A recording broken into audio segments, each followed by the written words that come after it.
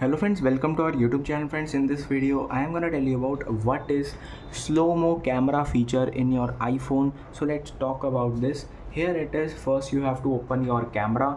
Now click on this slow-mo feature.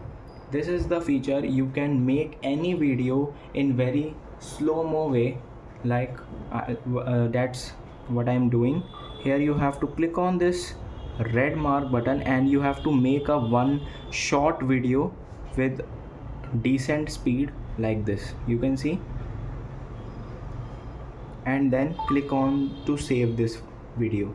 Then you have to play the video and you can see how slow the video has been made.